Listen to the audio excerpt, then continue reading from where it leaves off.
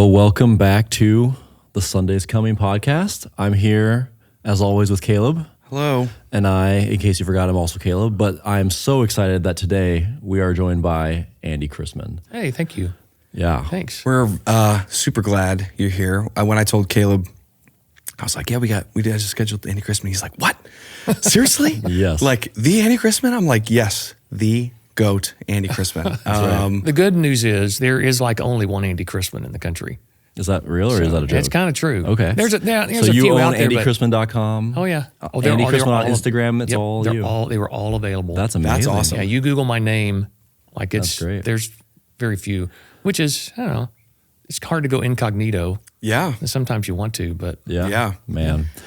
It's cool to be sitting here because my first exposure to you, not even knowing that it was you, was when I was a kid listening to your catalog of For Him music. Oh, wow. Because if you know Andy from maybe Church on the Move or some of the stuff he's done more recently, that's only half the story. Oh, yeah. Yeah. You spent how many years as a CCM artist making albums and on the radio? I started my career in 1987, and I joined a group called Truth, which is back in the day was like a farm system for contemporary Christian music. Yeah. I mean, That's cool. bands. Well, For Him came out of Truth. Avalon came out of Truth. Avalon. Natalie Grant came out of Truth. A bunch of the members of New Song came out of Truth. Back in the day, Steve Green Sure. came out of Truth. Those were all the albums that I had in my house when I was growing up. And you know, like, I'll throw out a name, Mark Childers, who was our bass player in Truth and then went on to be a bass player for us and For Him. He's been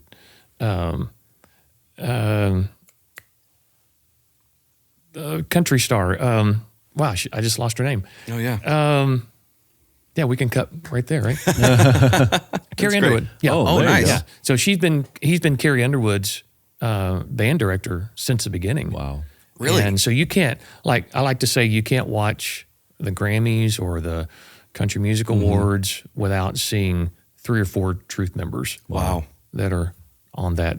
That's crazy. Playing for these artists. So yeah, I joined Truth in 1987, and that's where I met the other guys that would make up For Him. We did about 1,000 shows together in Truth between 87 and 90. It's a lot of shows in a we were small on the amount of road time. continuously. Yeah, there were no breaks in Truth because you literally did a show a night, usually 3 to 4 weeks at a time. Wow. Maybe got a day off every 3 or 4 weeks and a couple weeks at Christmas. And then, then we started For Him in 1990. Wow. And did that till about 2006 until I became a full-time worship pastor and was ready to do something different. I'm sure you've got so many stories of that season and the sure road do. and, playing, I'm sure, so many different kinds of venues and festivals and churches. Yeah. Yeah. Wow. What was that like, even just as I think about that era of CCM, like it was a very new style of music that was coming into that era of even the, late 80s and 90s. And then what I believe, seriously birthed what is now contemporary music, Christian music. And what was that, like? Because I feel like you're paving the way through all of that. Well, so is it cool to plug my podcast on your podcast? 100%. Yeah, absolutely. So I have a podcast that's now in its 3rd season called 1 Degree of Andy. And basically what I'm doing is going back and reconnecting with people that I grew up with in the Christian music industry, toured with, recorded with, artists, producers, songwriters, label heads.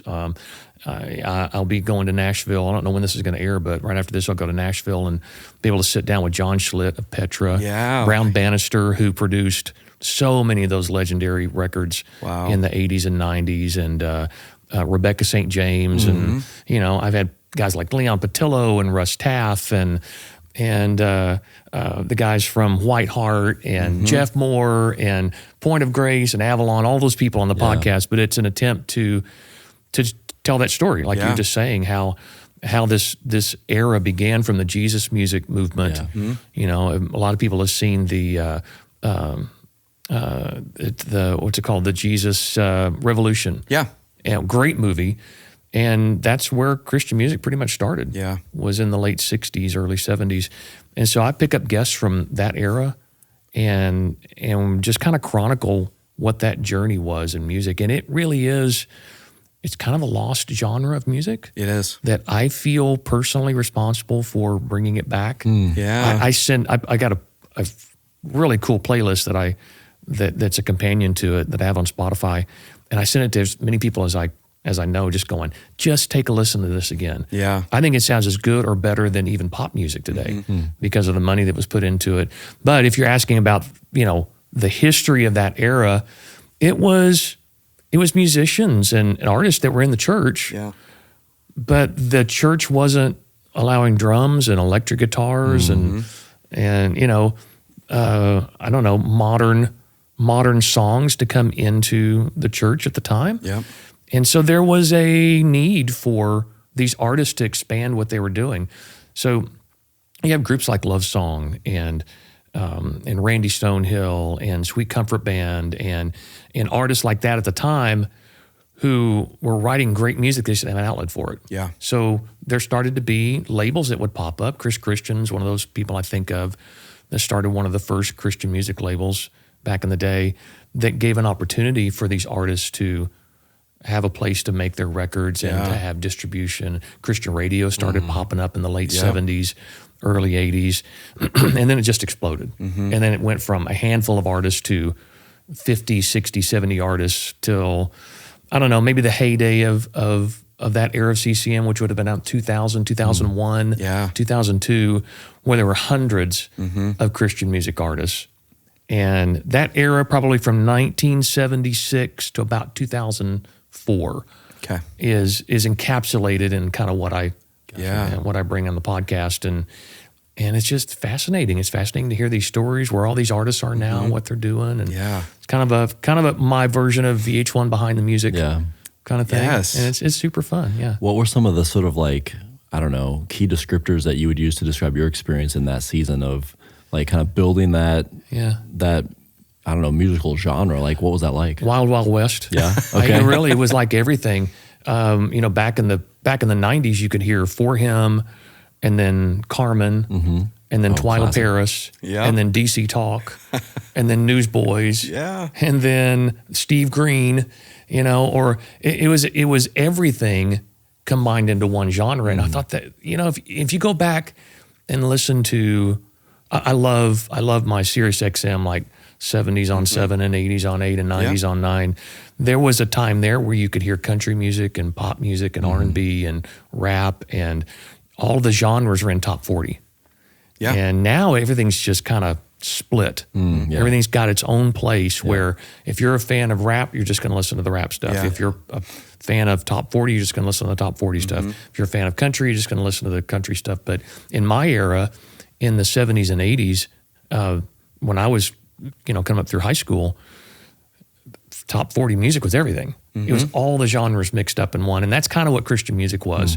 So it was the Wild West. It wasn't uncommon for there to be a brand new version of what was going on in music, and it took its place. DC Talk's one of those. I've had Mark Heimerman, their producer, the guy that kind of really molded them and who they became. I had him on the show just a few weeks ago, and he talks about that, just going, we were pulling from all the different genres of music that we liked in pop music, and we were able to create this unique thing that just exploded onto the Christian music scene. And to me, that's what's exciting about that area. And you don't really see that as much today. It's a little safer, a little more compartmentalized in what the sound and the direction is for Christian music. But again, I just encourage people, go back. Good place to start is my 1 Degree of Andy playlist on Spotify, and just check it out, and you'll be surprised how good it sounds. Yeah, we'll add that to the show notes for anybody listening. So put that on. Go ahead and click that. It'll be in the notes. But that's fantastic. And I, even just as you're describing that in the Wild West, the ability to even record music and put it out there in that era compared to today, that anybody in their basement can stick something out on Spotify, and it sounds semi-okay. Just the accessibility of that in that era, and being able to write music or having to actually go to a studio, and we're not programming MIDI drums and anything yet. Well, I think one of the beautiful things about that era was we were spending money. Yeah. I've talked about this in the podcast, it's no secret, but man, one of our For Him records cost $350,000. That's crazy. That was just production. That wasn't including marketing. So I mean, we're bumping $700,000 Yeah. on production and marketing for one album, and that's insane today. It is insane today. There's no way you're going to spend And that was that back today. then. That was in. But what did we get? We got producers like Michael Amardian, Yeah. who, if you've watched the Yacht Rock documentary on Max, I have it's not yet, but I need to. fantastic. He wasn't in it, but his name's all over the place. He started with Steely Dan, and then went on to produce Christopher Cross and that legendary record that he had, and he was just all over the landscape of music. So he was one of our producers. Peter Wolf, who produced "We Built This City" by Starship, and Everybody Wang Chung Tonight was co-writer and produced that record. Go West and Heart and just all these legendary bands of the '90s. He was there. He was the creator of all that stuff. We hired him, and he ain't cheap. Yeah. We had mix engineers like Tom Lord Alge, who worked on, some of the biggest records in pop and rock it's music amazing. in that era. He wasn't cheap. But what did it get? It got you amazing results. Yeah. And stuff, again, that still stands the test of time. Yeah. And, but it's different now. It is different. The reason all that stuff I think sounds so good and was so exciting was because you had the greatest minds in pop music all working on the same projects at the same time. Yeah. Yeah. Very interesting. That is crazy. As you mentioned a lot of the exciting things that were going on. Like, I'm sure it was a wild ride. What were the challenges that you were facing as you kind of navigated forging this path and then touring with, I imagine, just like a crazy schedule for a lot of that season? Well, family comes into play there. Yeah. And I think the biggest challenges were that we were all about sharing the gospel, some more than others. And I'm not putting For Him on a pedestal with this. We came out of Truth, like I said earlier, and Truth gave an invitation every night. It was a musical group, but it was very evangelistic. Yeah. It was about sharing the gospel and giving people an opportunity to accept Jesus. So that was our main goal. Every time we did a concert, I don't care where it was, we were going to give an altar call. Yeah. Even if they asked us not to. We're just like, but that's who we are. And so when business and money gets involved and fame gets involved and artists start getting played on secular radio and their videos cross over to MTV and secular labels are coming in or secular companies are coming in and buying these Christian labels because they're very profitable, that gospel message started to get squeezed out. And I think that was the biggest hurdle that Christian music really, I don't think it overcame. It was the biggest obstacle in the way. Was how does this continue to grow, but preach a message that Jesus said they'll hate you for? Yeah. They're going to hate you because of me and because of my name. And I think that was the rub the whole time was, man, this is great and everybody needs to hear it. And there were times that, our label was like, we got to get you on secular radio. And we're like, well, what happens if you do? Yeah. How do we go on the Tonight Show and share the gospel? Yeah. They're not going to let us. How do we, get us on tour with a mainstream band? We're going to share the gospel, and that's just not going to work. Yeah. And so, to me, looking back, those are the biggest obstacles. And then just the humanity of it. Christian artists were placed on pedestals, and look what happened to Amy Grant when she got divorced. I would encourage people to go back and listen to my Gary Chapman episode. It's one of my most downloaded episodes, and he was married to Amy, and he walks us through the divorce and what that meant to Christian music at the time. Yeah. My friend Sandy Patty got divorced during that time. Wayne Watson got divorced during that time. They all talk about it. A lot of people were dealing with drug issues and there were scandals all over the place. And in Christian music, they were quick to shut you down. Yeah. If you had any type of, open sin in your life, which I get. Yeah. I totally understand it. But there was always that razor's edge of like, ooh, we better be squeaky clean our entire career, or the same thing's going to happen to us. And those are a couple of things that, were really difficult to deal with back in the day. You felt like you could be all over it any moment. What was that like for your personal faith as you're navigating this public stage of sharing and being in front of a lot of people, but also this internal, like you just described, of it's not limited in that context to just kind of like my personal faith. It's also, how am I perceived, and am I perceived in the right way, and how do I balance? Like, what was that like in that season So for you? I will tell you how I dealt with it, and this is not a knock on anyone who lived in Nashville. I didn't live in Nashville. My wife and I made a decision. We don't want to live where we work, and to me, every time I went to Nashville, I was in the industry.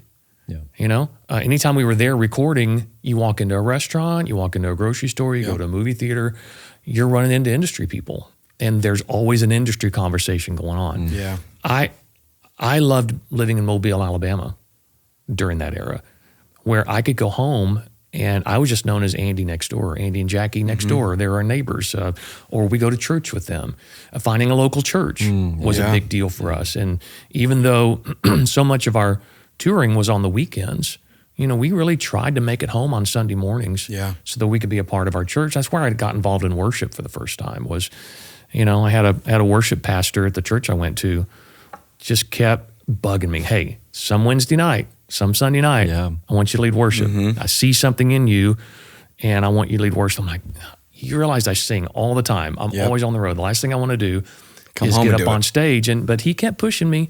And sure enough, you know, I jumped up on a Sunday night and led a little worship service, and everybody in the room, including myself and my wife and the other guys in for him, they were like, yeah, that's what you're supposed to do. So there was this detachment, I think, that was really good for us and helped us have a very long career. Yeah.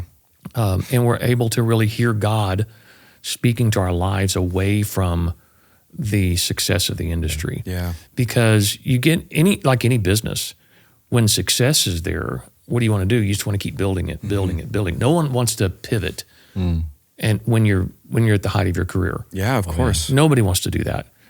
But when you get some space, then whether it's physical space or you just stop doing it for a while, sabbatical, right?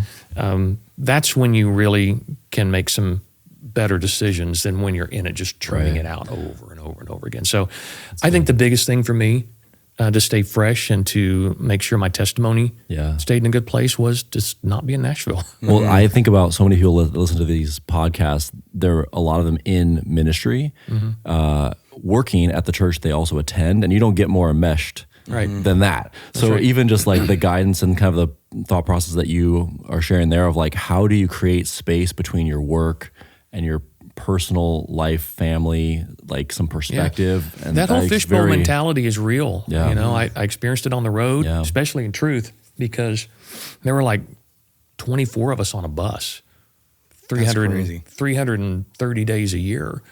And it doesn't, I mean, you have your own political system, you know, you have your own survival, methods, and it can get weird. And the same thing can happen in a church because, like you said, you're walking into that same office every day with the same people, and then you go to church with those same people, and there's no space.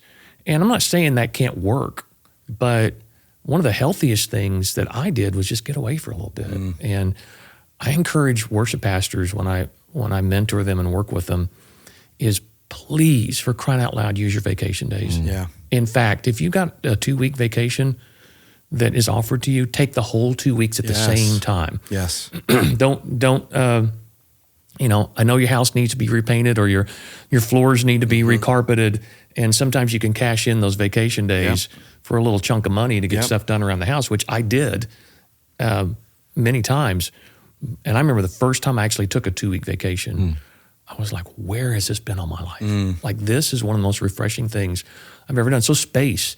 I just encourage anybody working in worship or in the church, you're going to need to get some space somewhere because that fishbowl mentality is real and things just get warped, or you don't see things for what they really are. And it's good to have a different opinion about how church should go and maybe how I should do my job and what's working for other places. Let's get out there and find out what's going on. As you were, even in that era and feeling like as you go into that, even early 2000s when things were, slowing down, I guess, for you in touring, like what led to that slowdown and I've been on the road for a long time. Yeah. It's time to plant myself, eventually ended up at a church. Like, what was that, and what did that story kind of look like for you? It was a perfect storm. So I can take you back to around, I believe it was 1999. And I'd been on the road continuously without a break since 87. So It's a long time. yeah. So it was 12 years of just go. We were in a vicious cycle of make a record, tour, make a record, tour, make a record, tour, and never really took any time off. So I don't know. I'd gotten to a point where I was listening to what we were doing, the songs that were coming out. I felt like the spark wasn't there anymore for me. I can't speak for the other guys, but for me, I was kind of like, I think I'm getting bored. I think there's other things that I could be doing. And I'd been a worship leader when I was 15 years old at my little Southern Baptist church in Waco, Texas. I was the hymn leader.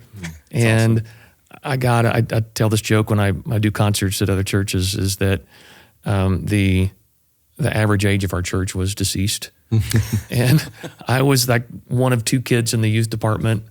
And it was just not a great place to grow up as a kid. Although, I loved being around the older generation that really patted me on the back and encouraged me. Yeah. But, I felt like there was a gift there. I had deacons put their hand on me. We didn't call it prophecy in the Baptist church. They would encourage me to say, "You're good at this. You should keep going." Yes. Right. Yeah. So I had that background, and that always just that little thread just kind of stayed with me. And I was always trying to figure out the difference between what I was doing as an artist and what I would do in the church. And I mentioned earlier about my worship pastor at my church in Mobile encouraging me to lead worship. I'm like, okay, this is different. There's a different spirit than when I'm singing a concert. And I really wrestle with that. Like, God, is being an artist bad? Yeah. Is it wrong? Is worship the thing? I don't know. And so I really started to pray about it. And one night, I don't know if it was a dream, if God took me to heaven, if it was a vision, I don't know. But I woke up, it was after this one big show we'd done, and I was in a hotel. I woke up in the middle of the night, and I had this, we'll just call it the vision, of standing before God at the end of time with all of my trophies, all my Dove Awards, all my nominations, all our #1 plaques, all gold records, all that stuff. Laid them down at the feet of Jesus and expected to hear, "Well done, good and faithful servant." And all the Lord did was go, "Huh." That was it. Wow. That was the end of the experience. It rocked me. I bet. Rocked me. And at that point I was like, wow, I'm like, I've got something to figure out here. Like, it did not feel good to me. Yeah. And I put some guys around me, some pastors around me that I knew loved me, they didn't have a stake in my career. They just wanted to speak the truth and see me and my family thrive. So I spent some time with them. And, my wife and I went on some long drives. It was great because both our kids were little and they slept. That's great. They were the best travel partners. That's awesome. They slept all the time. So we had lots of time on long trips to just talk and pray and kind of figure out what this was supposed to be. And so I actually went to the 4 Hymn guys and our manager at the time, Mike Atkins, and I said, we went to dinner and I just said, "Hey guys, I just want to lay this out there. God's really spoken to my heart. And I feel like my 4 Hymn days are coming to an end." And this was like maybe, I don't know. We were working on our hymns record that came out in 99. Okay. And this was maybe March, April. And I said, I'm going to give it till the end of the year. And then I'm going to take a step of faith. I'm going to walk away. I don't know what I'm going to do. I don't have a job. I don't have anything else lined up. I just feel like this is the end of the road. Well, after I dropped that bomb, rolled that grenade onto the table, there was some very serious conversation about, where we should go as 4 Hymn, how we should, and eventually the other 3 guys came to the conclusion like, yeah, I think this is probably the end of our journey. We worked out a deal to where I would, we would just kind of, let's put that into motion, but let's don't say the end of the year, right? Yeah. Well, right after that, I had one of those pastor friends that I'd allowed to come in and really speak in my life. He called me and said, "Hey, I'm going to plant a church in Orlando. And, after what we've been praying about and talking about, would you want to come be my worship pastor? I'm like, yes, that's it. That's awesome. That's what we're supposed to do. Yeah. And he's like, you can continue to tour. Just make sure you're back on Sunday morning. Yeah. Right? Like, no problem. No problem. Easy. Yeah. I'm like, okay, let's do that. So I told the guys, we moved to Orlando, and I was helping start a church, which I never want to do again. Yeah. Hardest season of my life. And so that started the clock ticking. Yeah. Right? That was the clock ticking on what I was supposed to do with this next phase of my life. Mm-hmm. Someone had given me a book by Bob Buford called Halftime. And I recommend this book to anyone at any age in their career, just to say, look, you're going to have a career arc. At some point, the thing you're doing now, you won't be doing later in life. And the beauty of the book is that at some point when you feel like you're at the top of your game in whatever business you're in, call a halftime, get away. Here's a list of exercises for you to do, and find out what it is God wants you to do next. Wow. And then start to build that. Don't just walk away when it's over. Don't ride that crest all the way down. Yeah. We know momentum is really hard to recapture. So don't ride your momentum all the way to the end and then look around and go, now what do I do? Yeah. Start planning now. And so that's what I did with worship. I was like, okay, well, I'm not going to give up for him, but I'm going to get into worship and just figure this out. Just see what I'm supposed to do as a worship pastor. And so I did. I did that for 5 years. Our church never grew. It was painful. There was a lot of staff turnover. I was like the only one that didn't turn over in our church in 5 years. And guys, this is a real miracle and testimony to just doing what God tells you to do. So I'm still touring, right? We're still doing 120 dates a year. And all I have to do is be home on Sunday morning. Okay? So every Saturday night, there's a show. And I have to get back that next morning. So multiply 52 times 5. What is that? I used to be a math major and I can't even do it. That's a lot. It's a lot. It's a lot. I never missed a service. Wow. Now, it wasn't all easy, but I never missed a service. There were times I would drive all night to the nearest airport to get me a direct flight home to Orlando. And every Sunday morning, I step off that plane. I would leave my luggage on the carousel. My wife would meet me at the curb with a change of clothes. I'd get on my cell phone and put it on speaker with my band, and I'm walking them through the songs, and we're rehearsing over the phone. Oh my gosh. I'm changing clothes in the back. I would get there 10, 15, 20 minutes sometimes before the service started, walk in, make sure everything working, do the service, finish up. It was set up, tear down. Yep. It was a mobile. It was a mobile location. Set up, tear down. Get everything packed back in the trailer. I would go back to the airport, pick up my luggage, come back home, grab a nap, and we'd start all over again. Not one time did I ever miss a service, and that really showed me that hey, just trust the process, and I'll get you there. Wow. I'll get you there. And then it was probably. Oh, I know when it was. I'll never forget. My wife and I, it started to get really frustrating. And we loved Orlando. Our kids loved it there. I mean, who doesn't want to live in Orlando? Yeah. We were 5 minutes from Disney World. That's awesome. We timed it. We could be out of our driveway and in the back, we could take the back way to Disney and be in the Magic Kingdom parking lot in 5 minutes. That's amazing. Isn't that crazy? And, but we were miserable just because, man, I saw all my friends doing all these different cool things in ministry. I tell this story a lot about Charles Billingsley. I don't know if you know Charles, but Charles is he's on staff at Liberty. He's made a great career as an artist. He's the worship pastor at Thomas Road Baptist Church. Yep. And one day while I was still in celebration at my church, I was on a flight going to meet for him, and he just happened to sit on the aisle across from me. And we'd known each other forever. And he's just like, dude, I'm so glad they're on this flight together. I've been wanting to talk to you about your transition into worship ministry. Yeah. And he's like, how's it going? Well, I lied through my teeth. Oh, it's great. God's Everything's doing good. a great thing. Everything's good. I love it.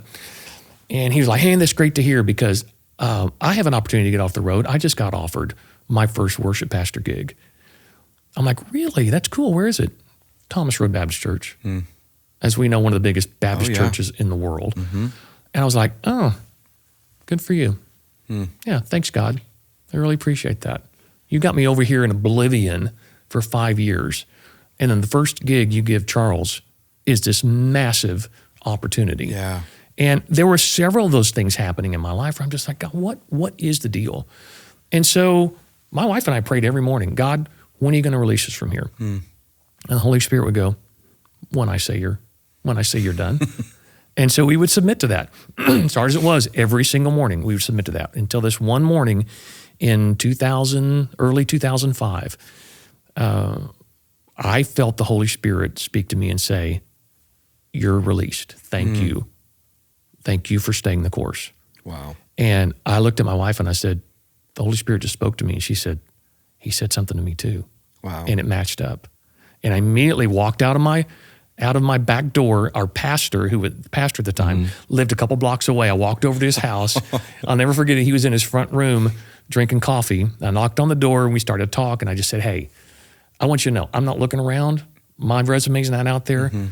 I said, but the Lord just told me I'm released from here. I said, has he told you to fire me? You know, has he told you anything, you know, about this? He's like, no, but you know, look, follow the Holy Spirit. We'll be fine. A day later, I'm on the golf course and I get a 918 number up on my phone and I don't take it. I let it go to voicemail. When I check my voicemail, it's Willie George from Church on the Move. And he says, Andy, it's Willie George. That's a good impression. Got your number. We've been talking about you. Would love to fly you out to Oklahoma to talk about being our worship pastor. I'm like, that can't be coincidence. No. I literally called my wife right after. She said, I'll call our realtor friend. Let's put our house on the market. Wow. So we flew out there. Wow. And it was a done deal just like that. So that was, and then I had to make the phone call to the other three guys. Yeah. And just go for him and just go, okay, this is it. I can't do Church on the Move. Yeah. I want to pour myself into this. I can't do Church on the Move and for him. Yeah. So we decided to make one more record, do one more tour, and just kind of say goodbye to our fans. Yeah. And that was a real sweet time. We did that. And then the other guys found other things to do. And, you know, and then that's kind of where we find ourselves here. I've been at Church on the Move since 2005. And really, God really did some really cool things. I'll wrap up this by telling you the Charles Billings, that loops back around to Charles Billingsley. So many of the people that are watching this podcast are probably familiar with Church on the Move's Christmas experiences. Oh, yeah. They're just kind of legendary. I can't take all the credit for that. Whit George and Andrew Stone and Daniel Cannell and, you know, all these people that were involved at the time, our writers and all of our musicians. We were able to just do some really, really fun, cool things for about a 10-year stretch there. And after one of those first years that we'd done our big Christmas show, I got home Christmas Eve. My family was in bed. I'm exhausted, but I'm also kind of buzzed. You know, I'm still kind of on that high. So I go upstairs and I'm sitting in my media room and I'm just flipping the channels. And my wife would never let me stop on TBN. She's like, no, we're not watching that. I'm like, but I'm going to know somebody. This could be fun. Let's just watch and see what's going on. Well, she wasn't there, so I stopped on TBN. And guess who was on TBN at their church? Charles Billingsley. Wow. And I wept. I wept right there. I felt like I heard God say, see, that wasn't your journey. This was your journey. Yeah.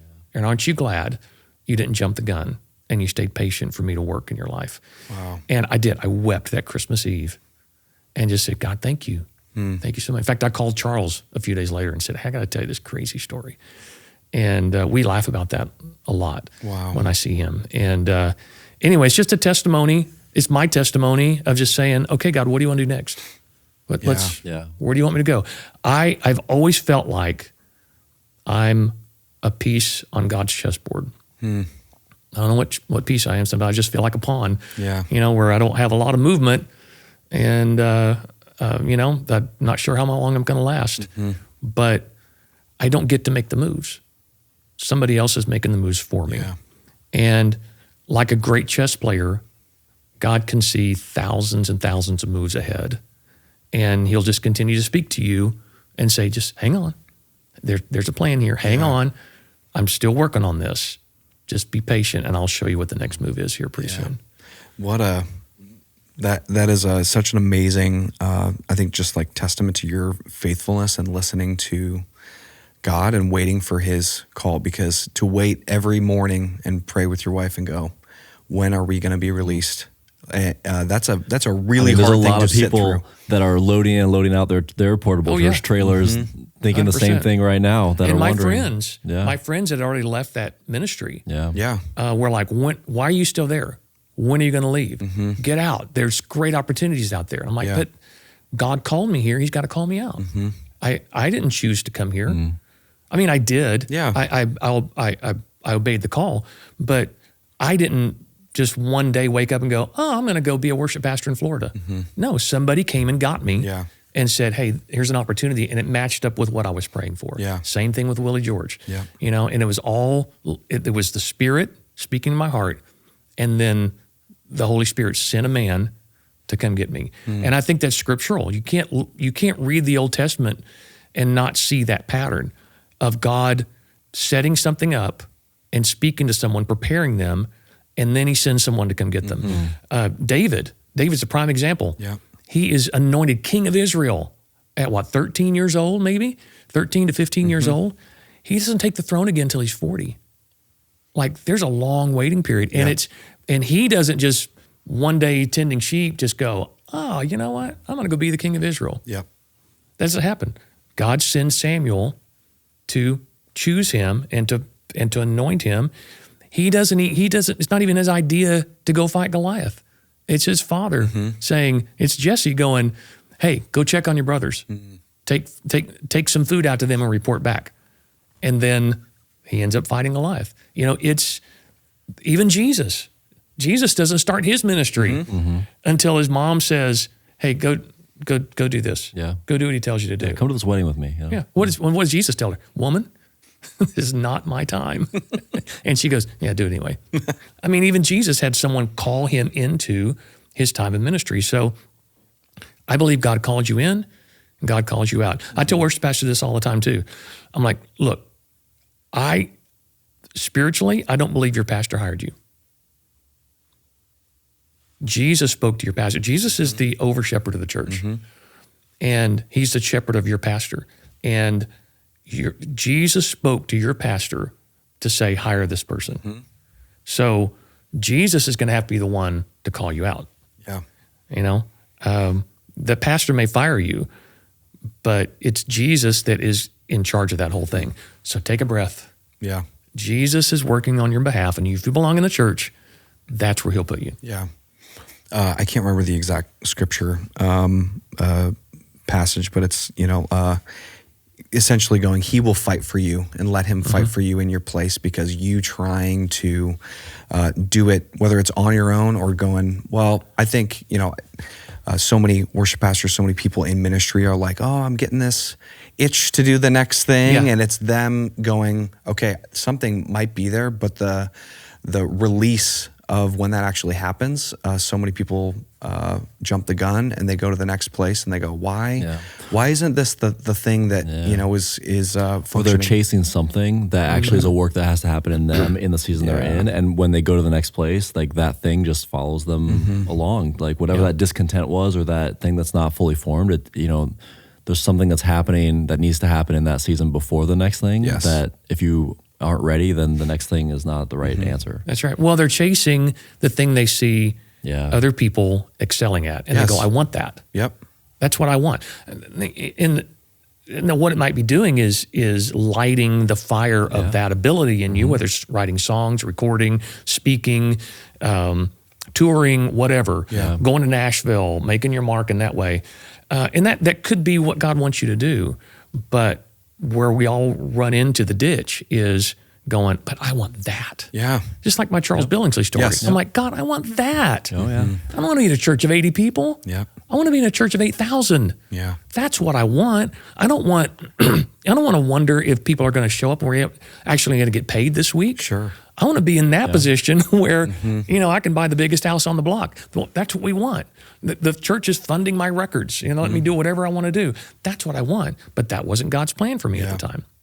And so those are the things we chase those things. Social media has really damaged us in that way. Yep. Because all we see are people's highlight reels. We don't see all the bad stuff. Nope. Social media would cease to exist if everybody just put all their crap on there. Yeah. And it's our highlight reels. It's like, look at me, look what I get to do. And then we get fooled into chasing those things, thinking, well, that's what I should be doing too. Yep. Yeah, I was just going to say the social media aspect of that is such a huge piece, and I think so many conversations that we've had here at this table have been, here are the things that I chased and it didn't work. Here's the things that I wanted, and then realized, oh man, God had me exactly where I was in the moment, even though I was longing for what this guy had down the street, or this giant church with this giant budget and this great salary and all of these things. And yeah, even for you back in that, era, to look back before social media was even what it is today, to still have those things and go, now you realize, and sitting at this table going, that's exactly what God was doing in that moment. Yeah. Not to have me go to some giant church and go do that, but to be planted at an 80-person church, not knowing what's next. Well, and I'm not immune to seeing cool things on social media and going, oh man, I would love to do that. Of course. Okay, God, can I do that? But man, I do not envy the two generations behind me now that have grown up on Instagram and TikTok. Yeah.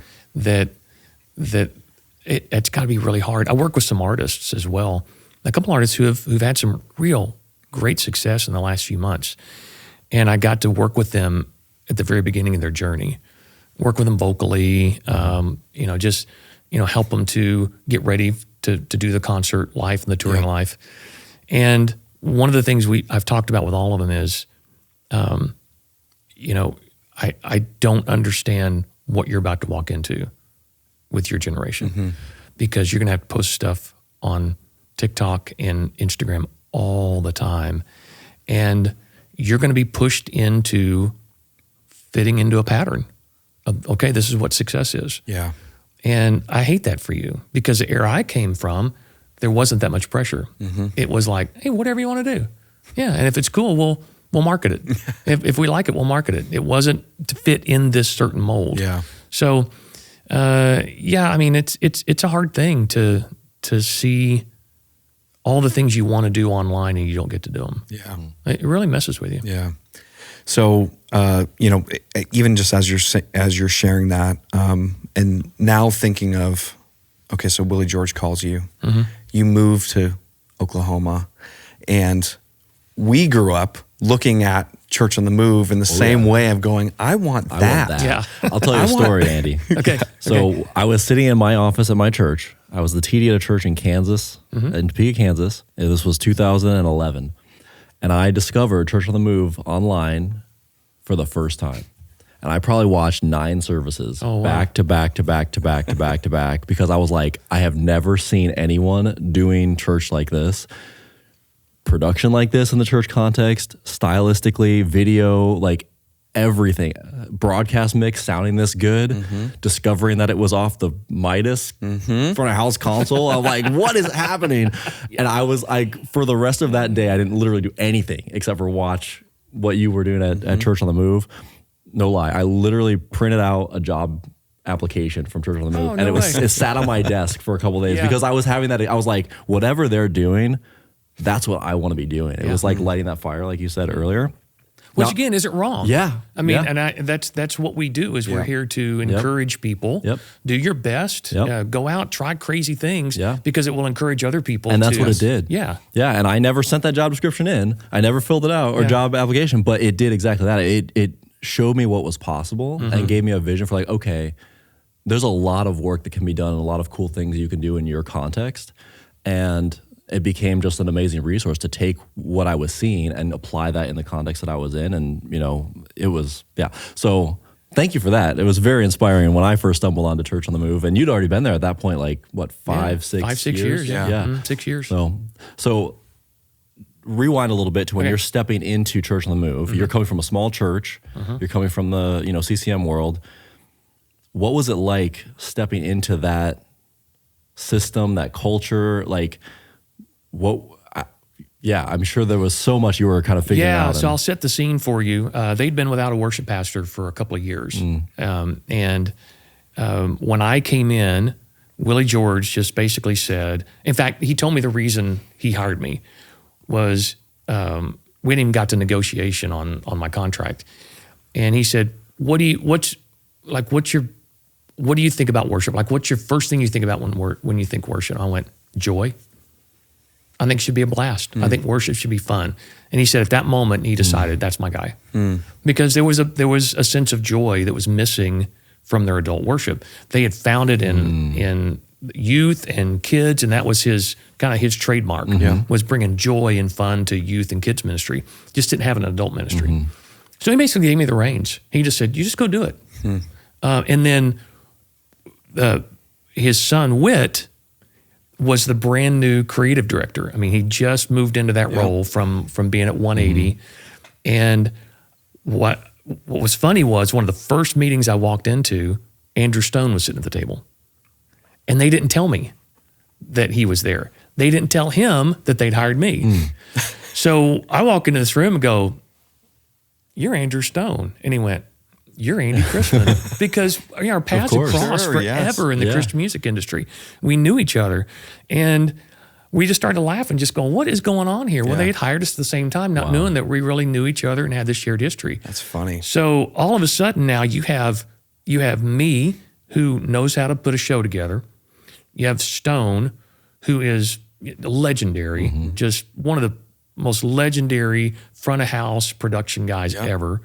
And then you got Whit George, who is, he's preached messages on this, that he goes to a U2 concert and goes, why can't church be like this?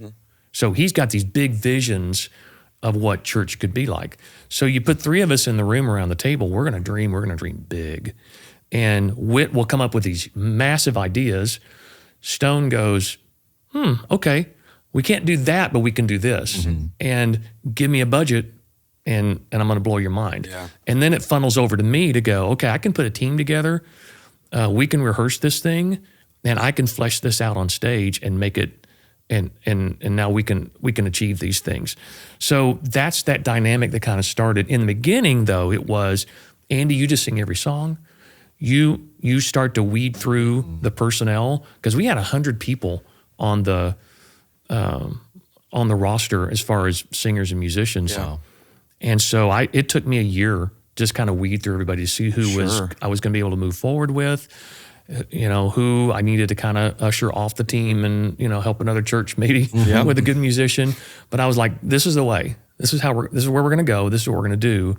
I tell worship pastors all the time, don't disqualify someone, let them disqualify themselves. Like, you build the culture and say, this is the direction we're going, and here's what's going to take to be on my team. Yeah. And so that's what we did. And we were able to do some really great things those first few years. And then, it really started to evolve into Whit's vision really started to take over. He started going to Hillsong conferences. And I'll never forget, he came into a creative meeting one time and put on a Hillsong conference. And he goes, that's our church service. And we're like, okay, well, if you watch a real Hillsong church service, it's not that. That's going to take some work. Yeah. And he's like, do we want to do it or not? We're all kind of like, we kind of like this. Yeah. We kind of like this. So we spent a long time, and that's basically the start of what you saw in 2011 was really doubling down on excellence. And what could we do? Not what shouldn't we do? Yep. It's what could we accomplish, and how could we push ourselves really for the glorification of God. Like, we want to give God glory in the most excellent way. And that's a hill you can die on. And we almost died on it a couple times. There were a couple times where we got to the edges and we're just like, we're not going to be able to sustain this. Yeah. But for a season there, I think it showed what was possible. And what I loved about that era was, it wasn't just about great music and great production. It was about the message and the heart behind it. And that's one thing I'm really proud of, was that when you go back and watch those services, there were no overdubs. There were straight board mixes. There wasn't a lot of remixing going on. We rehearsed our tails off. Yeah. I mean, we were having 6-hour rehearsals on Thursday. That's crazy. I mean, we'd start at 5 in the afternoon, and we were done by 11, 12 o'clock. We wouldn't walk out of that building until it was right. Wow. And Andrew was a big part of that. Yeah. You know, there are a lot of times on stage we're just like, oh. Yeah, he's like, nope, got to get it one more time. I'm not satisfied up here with what we're doing. But what you got in return, a lot of churches will tell you, well, we can't push that hard because we'll lose all our players and our singers. So just don't push that hard. We saw the opposite. Yeah. We pushed that hard, and it made real musicians in our church go, I want to be a part of that. Yeah. That excites me. Yeah. And we were able to get really, really great musicians out of our church that we didn't have to go scour the city for. And they wanted to. And we created an environment where we're like, look, we're going to own several sets of really great drums. We're going to own all the guitars. We're going to find the best guitars in the world, great amps. We're going to keep them everything in tip-top shape. So if you want to get better and you want to be on our team at some point, we're gonna have all this gear for you. You can come in any time. And our staff members, we loaded up our staff with great musicians. Our staff members are going to be ready every day of the week. You can come in. We'll teach how to play the drums. We'll teach how to change the heads. We'll teach how to hit the cymbals differently, so we're not crushing the mix. Yep. We're going to teach you how to play guitar the right way, not for yourself, but for the song. Yeah. We're going to teach you how to arrange. We're going to teach you how to take that song you heard on the album and fit it into the room without tracks. We were doing all of this without tracks until later on. And that really created, man, so many of the musicians from that era now are running their own studios. Oh, yeah. They're writing songs for big artists. They are on tour with artists across the country. I mean, I look back at that and I'm proud. Is proud a good word? Proud's not really a great word. I'm satisfied with what we helped push some really great musicians into, because where else are you going to get that type of rep? Where else are you going to get that type of opportunity? Yeah. A church can be a great place for that. Yeah. I think there's like so many people listening, it's easy to think, oh, that's cool, you had world-class everything and whatever. But to take away the principle of what's the kind of experience you want to create for your volunteers, for your musicians, for your church community, and be intentional about creating that. It's not going to look just like Church on the Move. It's not going to look just like the church down the street, but there's something that you can craft for your team that with intentionality and effort and thoughtfulness, it can be awesome for your church and your community. And so put effort into that and don't just copy what everyone else is doing necessarily. Learn from them and then figure out how does that translate in your context and budget and team and all that. Because I think, like you described, like when people sense that, the musicians, the volunteers, they sense that and they want to be a part of something that is intentional and thoughtful and that offers them a chance to excel and grow and try new things. And I think that's where a lot of worship pastors get it wrong, is that they're afraid to push their team. They're afraid to ask more than what's comfortable. And again, I've just seen the opposite. Yeah. That create an environment where musicians want to be. Yeah. They want to be a part of it. They want to tell their friends. Musicians know other musicians. You'll solve that problem of a deep bench by doubling down on rehearsal time and intentionality and having an artist mentality. Let's make it beautiful. Yeah. Let's do something we love and can be proud of musically, and that attracts great musicians. Yes. That great drummer that you're looking for that's sitting in your congregation is not coming to your rescue if it sounds like crap. Totally. They're not in savior mode. What they will do though is they see people like themselves on stage and go, I can be a part of that. Yeah. Yeah. Yeah. I think so many people, and you said it earlier, worship pastors are going, well, I don't want to do that. I don't want to burn my team out. They won't be able to do that, or I don't have that deep bench that you're talking about. So I can't do those things. But the reality is like you might have not had any of that deep bench until you put the work in. That's right. To do that. You like that, the way you're describing that, even in the middle of the week of going, we're going to have all of these things ready for you to come in and have this as a space for a musician at home who doesn't have that same gear, who doesn't have the opportunity to buy it, whatever that looks like, to come in and play it. But it's not just, the door's unlocked, go ahead and go yourself. No, we'll come in and help you. Like, yeah, that level of work is real. But the outcome shows that all of that work, pays off in every single way. Well, you see this in production teams, right? Great production teams, they're always training people. They're always bringing people in to learn the newest technology and letting them put their hands on the equipment. Yeah. And, learn how to do this. Find out why we do this. What's the, great production keeps the message clear and focused. Crappy production, it makes people lose their focus. Yeah. The last thing we want to do as a worship team is make people go, oh, what? Well, that was a mistake. Oh, wow, that didn't sound good. And we're taking people off the focus. Yeah. We're taking people to the throne of God. And we don't want any distractions. That's why we rehearse, we plan. That's why production is so important, that there are no distractions from what we're trying to get people to experience. And, there's two paths to success: money and time. And a lot of people don't have money. Well, you can get there by time. Yeah. You can get there by putting a little more effort and time into it. Money can buy a lot of things. It doesn't solve your problems. Only time can solve your problems in spending time on that. And that's what I help worship pastors with across the country is, let's figure out how you're using your time. Are you paid to go to executive meetings? And a lot of times when I have a new worship pastor client, and they're telling me all the things that they're trying to fix, or maybe their pastor hires me to sit with their worship pastor for a season, and they're like, I just wish he or she was more like this, and they could do this and this.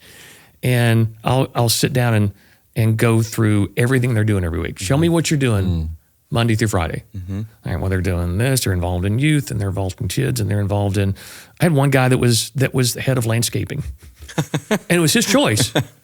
It was his choice. He's like, well, I'm good at it. So I just thought it needed to be done. Sure. So I started doing that. And we get to the end of their list, and I go, okay, now, how many of those were on your original job description when you signed your contract? Oh, well, I said, it was just getting worship ready for the weekend, wasn't it? Yep. Well, everything else is taking away from that. It's robbing the time that you could be spending preparing your team and yourself for the weekend. And the worship pastor is the second most visible person in any church. They're up there a third of the time. Sometimes they're more well-loved than the senior pastor because music does something to the soul. It attracts people to what you're doing. And to make worship now, because you pile so many things onto your schedule every week, to make worship now almost sometimes the last thing you think about, or you're getting the weekend empty and tired instead of, we've been thinking about this all week. It's all we've been doing. And when you get to those 20 to 30 minutes that you have on the weekend, man, you are ready to go. You know exactly why you're here and what you're doing. That's one thing I'm trying to get worship pastors to go, let's get back to our first love here. Can we get back to making great music? Can we get back, because God loves music. Music is a language of heaven. We see it everywhere. The musical gift that you have is a piece of God himself. Who do you think the greatest drummer in the universe is? It's God. Who's the greatest guitar player in the universe? It's God. Who's the greatest singer in the universe? It's God. He dances over us. He writes songs over us. He sings over us. He laughs with us. He writes our story with us. And I think he cares about how you use your musical gift and how you approach him in worship. So let's don't put that on the back burner with all these other things. And you may not be able to solve it with a huge budget. You may have a small budget for worship. That's another thing I work with worship pastors with. They're like, there's money in your church. And I can tell you where it's being spent because I've spent 20 years on staff. I know where that money's going. And I'm going to help you go in and make a great pitch to expand your budget so you can get better equipment. So you can go to conferences. You can get more coaching. Your senior pastor and your executive pastor, they have a massive budget at most churches for going to conferences, for having mentors, for being in fellowships and in masterminds. Why? Because that senior pastor or that executive pastor goes down, they take the church with them. but that's not being afforded to most worship pastors. Yeah. And we're trying to change that. Yeah. You know, let's get you some coaching. Let's get you some money in your budget so that you can do what you've been hired to do. Yeah. I think it's easy for people in that seat to just kind of sit back and go, oh, woe is me. Yeah. My church is too small. My budget's too tiny. I have terrible musicians. Nobody wants to join the team. My, leadership gets to do whatever they want. And it's easy for people to just sit in the back seat and not make an effort to try to change those things, or to go, how much of that can I go out on my own, to go seek out a mentor, to go seek out somebody to help me do that, even without having to go pay a coach to go do that with you. It's the intentionality of me as a person trying to go, these are the gifts that God's given me. I want to develop that because it's helping the kingdom grow more, right. Regardless of the size church, that we're at and whatever that is. Because, man, we hear that all the time of, you can only do that because you're church on the move. Right. You got 2 extra zeros on the end of your budget, and I don't. That's right. And it's a hard reality to go, well, what can you still do even without those extra zeros on the end of your budget to be able to, develop yourself? Yeah. That makes me think, I want to ask a very specific question about that season at Church on the Move. Okay. As you're describing sort of like this creative powerhouse. You guys are trying new things. You're pursuing excellence. People are seeing what you're doing. They're being inspired. They want to know more. You guys start to do resources. You start to do conferences. You start to do Seeds Conference. I'm sure people listening here have been to or know about the Seeds Conference that went on for a season. And all this stuff is just trucking along. And then you stop. Seed Conference goes away. Yeah. And you kind of recalibrate what you're doing. And so I'm just so curious, what's the conversation? What's the vision? What's the sense that your team had that refocused in that season and shifted from the external stuff back to There the were church? a lot of factors. Yeah. There was a season around I'm gonna get the years wrong, but I'm gonna guess 2017, 2018, 2019, where it all kind of came to a head. It was time for Whit to take over for his dad. Yep. And so he was walking out. So when, I told you earlier, we kind of had the 3-headed monster. We had me leading, we had Andrew behind the console and head of production, and you had Whit, who was the creative mastermind of everything. So you take one of those out with Whit, he's like, I've got to go, and this is my next step to lead the church. Well, we lose that, and we tried to replace that with several different people. Tried to replace it with me, not my gift. We tried to replace it with a couple other people, and it just didn't work out. It wasn't. We were trying to do the same thing and fill Whit's void when that void was not supposed to be filled. Sure. So it kind of landed on Andrew and I there for a season to try and not feel like creativity and excellence went off the cliff. And it became difficult. We really had to recalibrate who we were. What are we going to try to do? So we put Seeds on hold. There's been talk about bringing it back. I don't know if it will, but that's when Seeds kind of went away. We couldn't carry that massive weight without Whit being involved at the top of all that. And Andrew had helped start MXU, and so that was taking a lot of his time as well. I moved into more of a senior executive worship pastor role. We had started opening more campuses.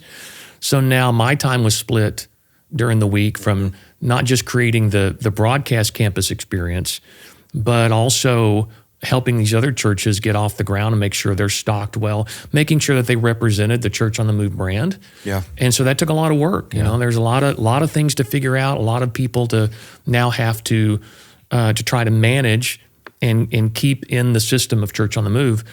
And it just started to topple a little bit. That Jenga tower, just started to topple a little bit. And so we just kind of had to do a little time out and go, okay, so who is Church on the Move moving forward? And then Andrew passed away suddenly in 2019. It's one of the worst memories of my life. I remember somebody came up, I was on the 3rd floor. My office was right above his. He was on the 2nd floor, I was on the 3rd floor. And he had asked me to lunch that day. And somehow my schedule just got crazy. And I texted him and said, hey, buddy, we're going to have to postpone. We had a little Denny's that we would go to that was just right down the road. And I'm like, I'll make it up to you. And I still have his last text. I took a screenshot of it, and I can't repeat what he said here, but it was classic Andrew Stone. And a couple hours later, one of my guys came up after he got back from lunch, and he's like, man, something's going on out in the alleyway. Like, there's an ambulance out there. He said, I think one of the production guys had an accident. Wow. I was like, oh Lord. So I started running downstairs to see what was going on, and one of Andrew's guys met me, and he said, it's Andrew. Wow. He collapsed. Oh, dude. And I'm like, oh Lord. And so, he was gone. Mm-hmm. He was gone. And that really changed everything. Mm-hmm. Because now with Whit moving on, Andrew gone, I had already come in. This was August 2019. I'm going to rewind to January of 2019. And just like I heard the Lord say in 1999, not impressed. Mm-hmm. To 2005, when the Holy Spirit said, you're released. Thank you for serving. To now, January 2019, I heard the Spirit say the same thing. Mission accomplished. Wow. You've done what I sent you here to do. Whoa, what do I do with that now? I'm like, okay, well, I've been through this a couple of times. I know the logical thing is go have a conversation. Mm-hmm. So I immediately went and had a conversation with my executive pastor and with Whit, just to say, look, I'm not going anywhere. I don't have any plans, but this is what the Lord just spoke to me. They're like, great, let's walk it out. Mm. And so I had, again, kind of set January 31st of 2019 to be the thing that kind of like my ending point as the lead worship pastor at Church on the Move. And I had built a team of worship pastors that I felt very comfortable I could hand everything off to. Yeah. But here's the thing, they weren't me, they weren't Andrew, and they weren't Whit. Mm-hmm. So we had to come up with a plan of what does Church on the Move worship look like moving forward. Well, it just so happened that the people that I had brought up were far more relational than I ever was. So to do what we had to do to get the excellence every week, and we were taskmasters. We were hard on people. Yeah. We loved them, and these people would die for the cause. I mean, they were all in. We ran some people off because it's just hard, but we had a core of people that really believed in what we were doing, and we built that team really strong. But they were more relational. They weren't going to lead the same way I did. They weren't going to lead the same way Andrew and Whit did. So they wanted more communal time. They wanted to be more off stage, just playing the guitar and singing and seeing where the Spirit led. I loved that. Mm-hmm. We needed that. So we decided that's the direction I think we're going to push, and we're going to take our foot off the gas of excellence, and let's just be a more relational worship team. It doesn't matter about the rehearsal time. It doesn't matter. Again, we couldn't keep up that pace anyway. Yeah. And when Andrew died, it really hit me hard. Yeah. I was like, gosh, I feel like I'm really alone right now. And everything we had done in the past 10 years, 15 years, I'm like, I don't know that I belong here anymore. Mm. This is not my world. And it's time to pass it off. And I took a sabbatical. My executive team was very gracious to me. I initially asked for 3 weeks just to go away. Mm-hmm. They gave me 6, turned into 3 months. Wow. I would come back in every once in a while on a Sunday and just check in on everybody. And I realized when I walked in the room, like, they got it. Mm-hmm. They don't need me. This is really wonderful. And so I resigned my official position in January of 2020. And so that's kind of how all that stopped. Yeah. It had just run its course. Yeah. Just like For Him had done earlier. Just like my time in Celebration, Florida, had run its course. Yep. That era of Church on the Move worship and production had run its course. Yeah.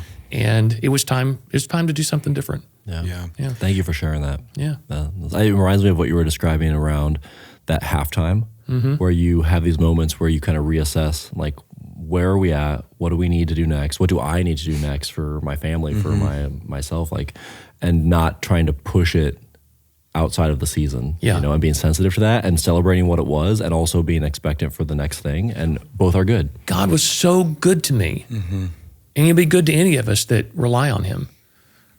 He was so good to me to give me a heads up in January Yeah. of 2019, instead of getting to August of 2019 and going, oh, wow. Yeah. Now what? Yeah. Now what? I don't know what to do. He'd already given me a heads up. And I tell worship pastors all the time, don't ignore the stirring of the waters of your heart. When you just wake up one morning, you're kind of like, I'm unsettled. I don't feel like I felt yesterday. Now, we don't run on our feelings. Yeah. But there's something deep. If we're connected to the Holy Spirit and we've given our lives to ministry, that's going to happen. Yeah. Because we live in seasons, and take it seriously. Take some time. Don't be rash. Don't be a fool and just run after, just go, I don't feel like I'm supposed to be here anymore. And you take off. Take some time. Get some trusted people around you. Talk it out. Don't be afraid to have the conversation. Yeah. And a lot of people are afraid to have that conversation of change with their leaders because they think they'll go, oh, well, then just get out. 100%. If you're not going to be with us for the long term, get out. I'm like, I would take that chance if I were you. Take the chance that your leaders are connected to the Holy Spirit as well, which 99.9% of the time they are. Don't be afraid to have the conversation, because that is liberating. Yeah. When they go, yeah, we'll help you. Oh, so you mean you're not going to kick me out? You're not going to you're not going to uproot my family and make me leave? No, take some time. It's okay to talk about it. Yeah. And just take your time, because I believe that's the wisdom of God, is not just go, okay, now out, go over here, Yep. and now go to a wilderness for a while. Yeah. I mean, it could happen.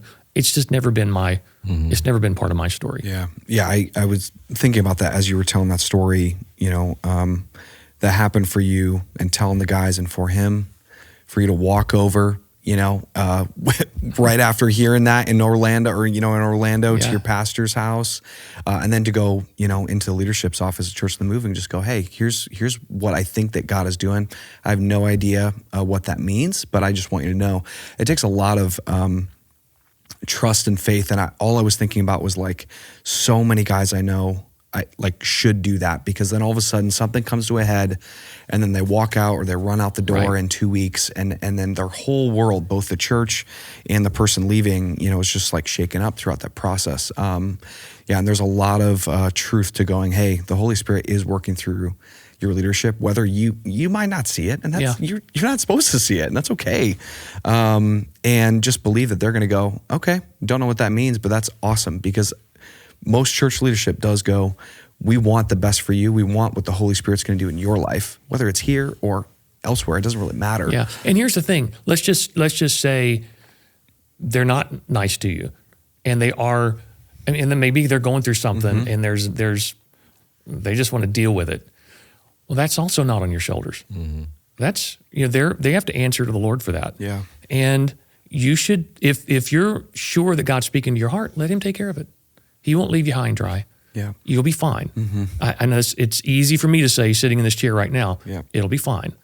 If you work for the Lord, he is doing things on your behalf, and he won't leave you stranded. Yeah. He already knows that if you have that conversation and they're harsh to you, that he's opened another door for you somewhere. Yep. Just take a breath and be patient. Yeah. Yeah. So as you, in that season then stepped out into, what is now the journey that you're kind of living through now, talk us through what that's been like, and kind of what you're doing now with some of the stuff at the worship table and coaching other leaders and other worship pastors. And We mentioned Seeds Conference. After the first couple of Seeds Conference, I started getting messages from other worship pastors just saying, hey, can you talk about this with me? I would love to know how you're doing this. So it started out with, show us how you did this. And what it eventually became was, hey man, I'm struggling. I just need someone to talk to. I'm like, great. I'd love for you. Here's some time. I've got some time on my calendar. I'm not super busy right now because I've got great staff that, I will tell you this, one really beautiful thing that my church offered me for those last few years I was at Church on the Move, between 2017 and 2019, was, we just want you to be here. You don't have to keep office hours.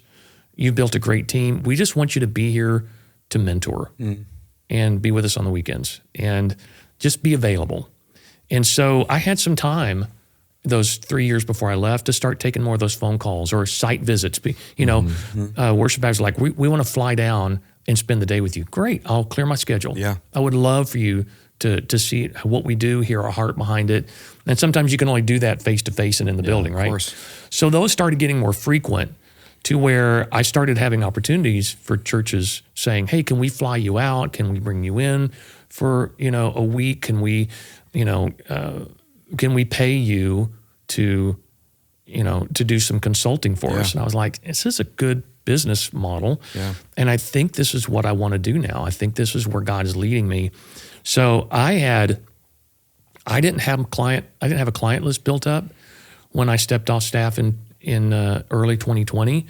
But man, once I put the word out, my calendar, by the end of January 2020, my calendar was full. I remember I had this big calendar on my wall in my office at home, and it was the size of my wall, and every weekend was full, and a lot during the week. And I remember my wife and I looked at each other going, are we going to survive this? Like, can I fulfill all of this? Yeah. And I put Romans 8:28. In fact, we had this written in our kitchen. Somebody had done some art in our kitchen of Romans 8:28, which is my life verse. All things work together for good for those that love God and are called according to his purpose.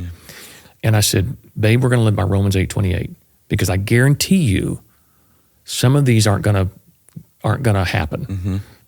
Somebody's going to call me and go, hey, you know what? We run out of budget, or, we need to push you to next year. What you see on there is probably not all going to happen. Yep. Little did we know that end of February, 1st of March, 2020, I would take a dry erase and erase that entire board. Wow. All of my clients went away because the world shut down. Right? Churches shut down. Yep. No more site visits. There really wasn't all of this Zoom coaching. Zoom wasn't a thing yet. Yeah. So nobody thought about, we could do this remotely. Yep. And I'll never forget, we looked at each other and went, Romans 8:28. All right, well, we didn't expect it to be that severe, but we're going to lean on that verse. And sure enough, we all got a little bit of time there to be quiet and read some books and wonder what our lives are going to be like moving forward. Yeah. And then I just started getting phone calls again going, we don't have an online presence. Can you help with that? We don't know how to create worship for an online experience. Can you help us with that? One by one, those weeks started filling up again to where I was as busy, maybe taking the month of March off, I was as busy as I've ever been in my entire life the rest of that year. Yeah. And so I realized that churches they don't know what they don't know, and so they reach out to people who've been doing this a long time, maybe that they've seen online, that have a good reputation, just to say, hey, come help us. We'd love to talk to you about this. And so that's what my life became for several years. I stayed pretty busy just going to churches across the country. And then Church on the Move, I had really backed away. They were maybe going to bring me in once a month to lead worship. But when COVID hit, I remember Whit George called me and just said, we'd love to have you around a little more. And we just feel like once we come through this, our church needs to see some familiar faces. Yeah.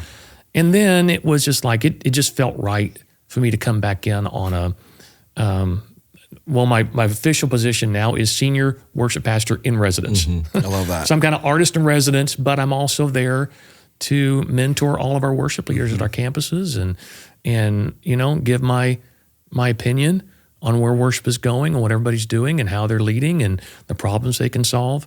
So that's what that turned into. Yeah. So it's been great to have a home base at Church on the Move, to know that I'm welcome there, my opinion matters, and that I love my church family. I love being on stage, leading them in worship. That's so cool. Yeah. So as you are, even just continuing that outside of Church on the Move, tell us a little bit about like the worship table that you're doing. Yeah. And, I got to hear a little bit about this, I think it was last year when we jumped on a call and just talked through it. Yeah. So as I was consulting and having more and more worship pastors that I was walking in seasons with, I started to hear some very common threads in what was going on. So, when someone calls for consulting, they usually have a list of problems. Yep. And I kind of alluded to this earlier. There's a list of problems. How do we grow our team? How do we make our services more engaging? How do we budget our time? All these different things, right? what it came down to was worship pastors they're hurting. There's a unique burden that worship pastors carry that nobody else in the church carries, because they're on platform, they're raised to the elevation of just being under the senior pastor as far as influence, and they're judged every week on how they sounded, how they looked. Did people sing? Did they not sing? Yep. It's almost like being an artist, right? Oh, You're yeah. judged on how many people show up to your concert, how many people are listening to your music, how much merch you're selling. Well, that's how you're judged as an artist. In the church, as a worship leader, a lot of times you're judged on, we didn't like that song. We didn't really like that weekend. You know, how many pastors have gone up to their worship pastor after the service and went, I didn't really connect with worship this week. Oh, wow. You talk about wounding you. Yeah. And then you get into the service or get into, recap on Monday or service planning on Tuesday, and you're just getting raked over the coals for how it sounded and how it looked, how it felt. And a lot of people don't understand how to talk the language of a church musician. And so I was able to start to put together some best practices for worship pastors to go, you can do this. Okay, here's some things to think about. Let's talk about culture. Let's talk about what's going on in your life, right? How are things at home? Yeah. And we started seeing a lot of these I started seeing a lot of these patterns with worship pastors. Like they're all, not all, the majority of them are heading for train wrecks. They don't know what to do. Or they're aging out at 35. Yeah. Which I think is crazy. I'm 58. I'm still doing this, and I think I've got a long way to go, more to learn. Your pastor's not aging out at 35. They're just getting started. Yep. So all these issues are happening with worship pastors. They're to be on the day-to-day details. So I just felt like I was supposed to call my friend Michael Neal, who, he was at Christ Fellowship for a long time in West Palm. He was at Prestonwood as the worship pastor there for 10 years, and now he's one of the main worship pastors at Champion Forest Baptist in Houston. Yeah. Written big songs for the church. He's just one of those guys that I just like. I love Michael. And I love having him in my life. So I called him one day and I just said, hey, he was doing kind of the same thing I was doing. I said, are you seeing this? Let's compare notes. And we realized there's nothing really out there for worship pastors where we're caring for them. There's a lot of things out there that help them be better worship, build teams, write better songs, the mechanics of worship, right? Stage presence and how to run a rehearsal, all that stuff's out there. And I'm not saying there's nothing there for soul care, but Michael and I just both really we pulled our friend Mark Harris from Gateway Inn as well, who's been with me for him forever. And we all just started talking about there needs to be a ministry for worship pastors where they can just come and find community and find guys and men and women who are going through the same things they're going through. So we started doing some beta testing. We invited 15 to 20 guys to come to, do the ranch thing and do the retreat thing. And we didn't plan anything. We're just going to see what happens. Yeah. We brought 20 guys in to a ranch in Texas, and we ate.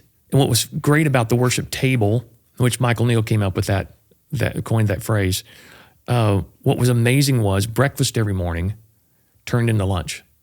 No one left the table. That's awesome. Everyone was getting to know each other and asking questions and laughing and sharing songs. And then one of us would sit down and they'd be like, hey, how did you deal with this issue? And they'd all gather around, And we're like, that's the table. It's about coming around, sharing a meal, and just talking. Can we have a place to talk? Yeah. Can we just, whatever it is, it doesn't matter. Let's just talk about it. And the last night, we went into this little chapel that was on property. And I got up with my guitar and I just said, well, look, we got a couple of guitars up here. We got a piano. All I know is the first song. I just feel like I'm supposed to start with Great Are You, Lord. I'm just going to start. We're just going to let the Holy Spirit do what he wants to do. 3.5 hours later. Wow. We prayed for each other. Everybody wept. Different people got up and played and sang. And literally, we started, I think, around 8 o'clock, around 11:30. I said, I'm going to have to be the one that, puts the barrier on the Holy Spirit and say, we got to go to bed, because I'm in my 50s. I need to go to bed. And nobody wanted to stop. And we're like, that's it. This is what this is. We come together. We get to know each other.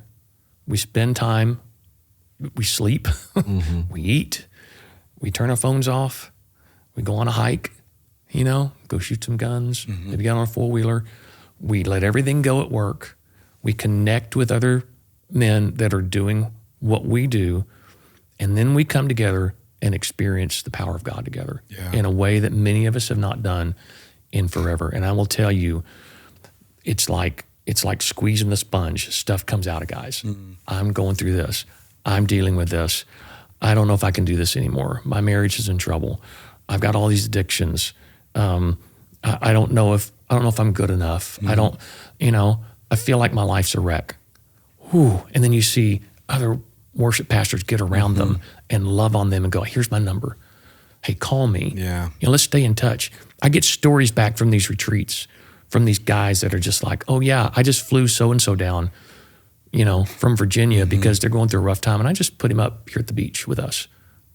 These guys are connecting now. They have someone to talk to. And now, again, go back to how this all started. I felt like worship pastors just were alone. Yeah.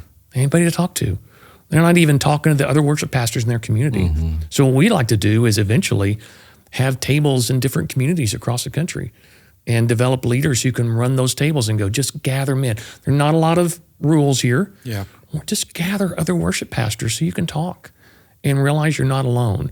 And I know this has been tried before in a lot of different ways, but we really feel like God's in this. And we're really going to start to really push this out to the public here in the next few weeks. And so I'm really excited about it. I feel like everything I've done in the past 30 years of ministry has been funneling to this, is to say, I just want to be there for you. Hey, look, to many of these guys, I'm like a dad. Like you were saying earlier, that, you listen to our songs when you're a kid, So there's kind of this like, wow, there's the guy I used to listen to. Same thing in these the worship table gatherings is like, oh, Michael Neal, I've been listening to him forever. Andy Chrisman, I've been listening and following him forever. Mark Harris, I've been watching and listening to him forever. We bring in people that, have been in the game for a long time, and their lives are still together. Their marriages are still together. They're still ministering somewhere in the church. We bring those men and women in to say, hey, it's okay. I understand. There's nothing you can tell us we haven't seen or been through or dealt with. So let's lay our cards on the table. That's the worship table.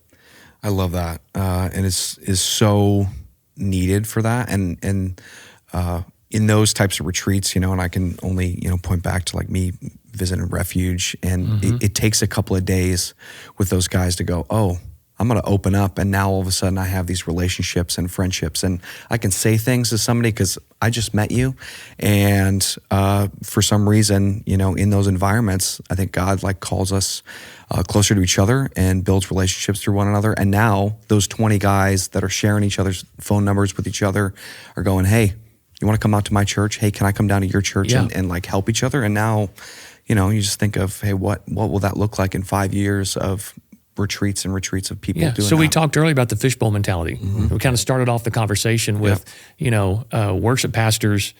They go to church, they go to work with the same people. They go to church with the same people. They're in the same building 6 days a week, and you don't realize there's a big world out there. Yeah, and a lot of people have already solved the problems that you're trying to solve, or they have figured out a way to do things that you're stuck.